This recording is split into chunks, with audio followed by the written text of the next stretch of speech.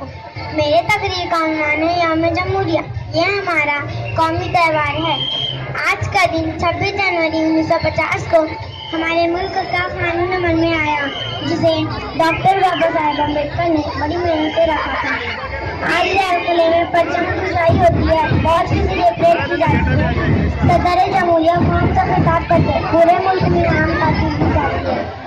स्कूलों और सरकारी दफातर में परचम खुशाई की जाती है। तलबा में जोश व खरोश पैदा होता है। हम सबको फख्र है कि हम दुनिया के सबसे बड़े जमहूरी मुल्क के शहरी हैं और हम सबको मिलजुल कर रहने का अहद करते हैं। जय हिंद। जय हिंद, जय भारत। बहुत अच्छा, बहुत बढ़िया लगा विचार।